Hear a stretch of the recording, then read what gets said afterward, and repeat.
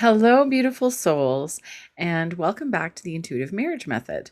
Welcome to my channel. My name is Amanda Pott. If you are new here, I am an intuitive empath, and I love to talk about anything to do with self love, intuition, and marriage.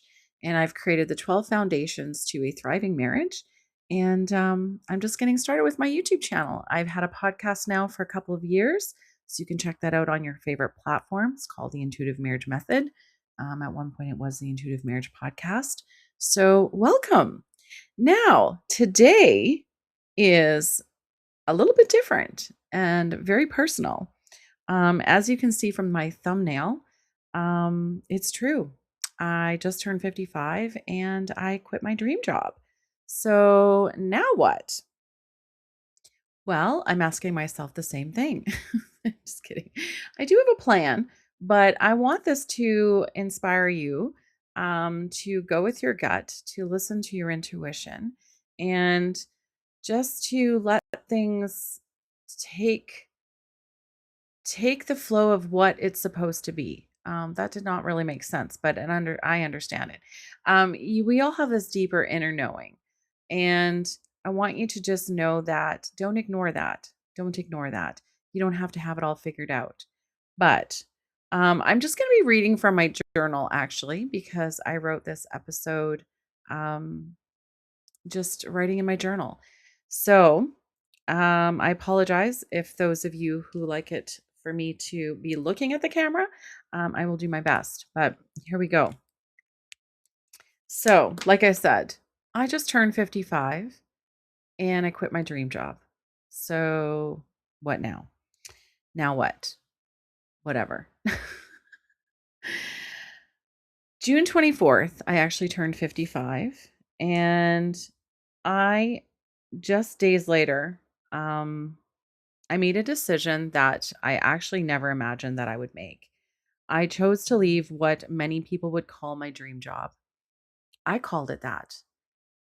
It wasn't because I stopped caring about the people or the work.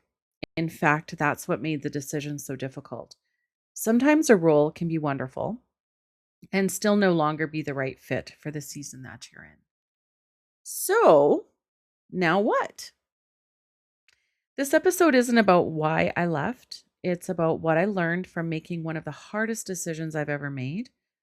And it's about trusting my intuition, staying true to my values, and having the courage to choose a path without knowing exactly where it's going to lead. If you've ever found yourself standing at a crossroads, wondering whether to stay where it's familiar or comfortable, or just step into the unknown, I hope something in my story reminds you that you're absolutely not alone. So, why did I quit? What I should say is what led me to choosing to leave my dream job, or what led me to choose to leave my dream job. Choosing? Choose? Not sure. Anyways, you understand what I mean. Let me start with saying I still have a deep admiration and a deep connection with those that I worked with. Without going into too much details, I do believe in signs from the universe. And do you believe in signs? Not everybody does, but I've learned over my 55 years that I'm very intuitive and I do pick up on signs from the universe. So, if you believe in signs, then you'll absolutely understand what I'm talking about. If you've listened to my episode about my story, I haven't actually recorded it as of yet. It's in the works, Worthy of Love. And why my name means worthy of love in the dictionary, literally, and why I've always struggled to feel worthy. So, if this is recorded and published by the time you listen to this, then go check that out.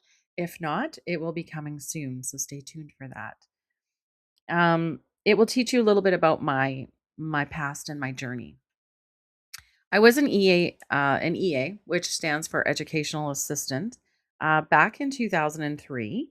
I was living just a few kilometers north of the town that I currently do live in, and I had just graduated from Red River College with a paraeducator certificate diploma. And my dream job was to work in our elementary school. So paraeducator back then, I don't even know if they call the course educational assistant or not, but it was paraeducator certificate, diploma, and that's what that is for. So, yes, my dream job was to work in our local elementary school. My kids were very young then. We had just come out of staying at a women's shelter close by for a few weeks. I ended up getting a position as an EA in a different town about 15 minutes away. I absolutely loved it. I worked with two boys in grade 6 with challenges. My daughter was in grade 2, and my boys were 3 and 4 years old in daycare. So you can only imagine now. My daughter, she was, gosh, what is she now? 31? 31. 31. And my boys are 28 and 27. So you can only imagine. And they were in daycare. I'm still very good friends with their childcare worker, actually, Monique. She's now an EA in my town. And, anyways, I digress. So, 1 year later, after me having this job, I moved to the city. Well, we moved to the city where I became an EA for a few years. I met somebody, my life changed. So, it took me away from my small town. So, a few weeks ago, a friend of mine and coworker, during a conversation, happened to ask what I used to do. And I told her that I feel like my path has always been wanting to work with kids as an EA, and mentoring, which what I was doing and have done for many years. Also worked in daycare, had a licensed day home, and I thought to her, like, how cool would that be now that I'm actually back in my small town? What it would be like to actually work there, right? So, anyways, not more than a couple of days later, my friend sends me an announcement for a job fair for the school division. I had a chuckle, but I honestly, um, once we had actually spoken about our past experiences, I kept thinking I'd love to work in my town, have holidays and summers off. Um, I barely have to drive to school. Like I would have to barely drive because the school is like 2 minutes away from our house. I was driving an hour into work and I had put on thousands of extra kilometers on my car with all the driving I did. Our winters are nasty, and I'm not a lover of highway driving, especially in a snowstorm. We've had lots of rain too, and the roads are terrible, and it does so much wear and tear on your vehicle. So there was that. Plus, our gas prices are ridiculous. And I just started thinking, visualizing, dreaming about being able to sleep next to my husband every night as I was working a 48-hour shift away, an hour away from home. So, breaks, if I had a break, which we really don't, but if I had a break, I wouldn't really get a chance to see him anyways. For the last 3 years working with youth, I have slept 2 to 3 nights away per week. And as I get older, my body hurts more and more.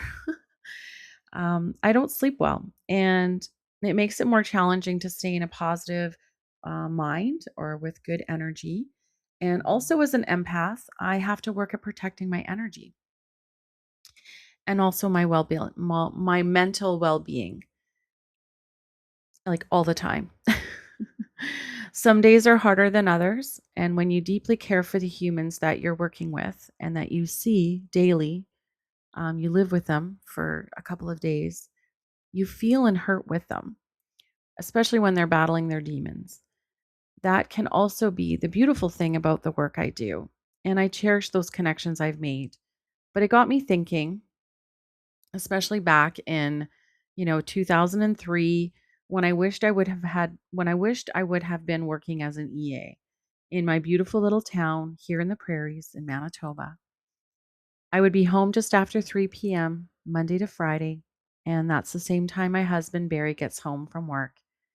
I could spend evenings with him, or I could create, sing, do my podcast, play in the garden, enjoying evening playing cards on the deck, and just do some of the things that I really love doing. Work on my YouTube channel, podcasting, all those things, right?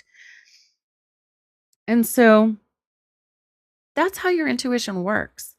It whispers, and when you visualize and you see it and you feel it, you dream it. Um, the universe sends you little breadcrumbs, I believe, the signs. I was also absolutely grateful for the position I was in. And I've always been open and believed that there might be just more out there for me. And that's more aligned for me in this season in my life. Even if that means change. I don't like change usually. Change is difficult for me. So, back to signs from the universe. My friend sends me this poster for a job fair for our local school division, and they are looking for EAs, educational assistants. It's not on a Saturday. Sorry, it is on a Saturday. Can't read my own damn writing. This is back in May. So in April, I was already feeling like there's something I need to change as my own well-being was beginning to be affected. The stress level I was feeling was concerning as my personal life is not stressful, but I wasn't realizing how my body was reacting um, to how I was actually feeling. And I went through a lot of body pain over the winter and in the beginning of the new year until I started listening and I started paying attention to my body. Um, and it all related back to my work. I had a conversation with my doctor and she pointed it out as well. And I wasn't putting those two together because typically for a few years, I don't necessarily feel a lot of stress, except for when I worked in corporate. um, I mean, back in my old life, I was very stressed, but in my old life. Um, but anyways, to get back on track, my I just didn't realize the stress that my position was actually creating within my body is um a lot of body pain and mental stress, emotional stress. So, anyways, again, I digress. Um the job fair is on a Saturday in May. So, usually we'd be at the lake, but due to weather,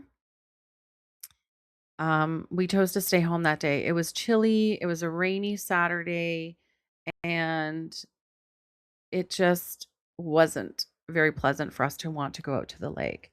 So Barry decided to actually take on overtime for the day. And I was planning to just stay home. It was nasty out. I don't like leaving my house at the best of times.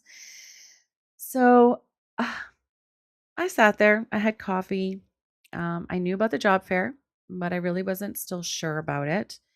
And I just kept feeling a little whisper, hearing, just go and see. Like just go check it out. It's raining. We're home. We're never home. We're usually at the cabin.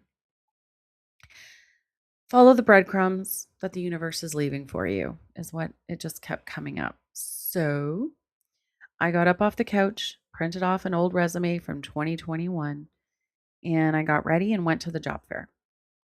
I was the only one in the school, and I met three ladies from the division.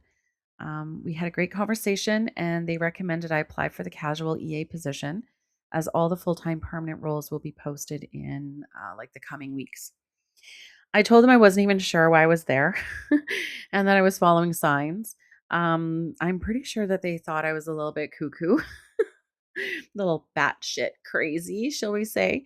Um, but they actually seemed to get what I was saying, and they were very gracious. And I'm like, I have my dream job.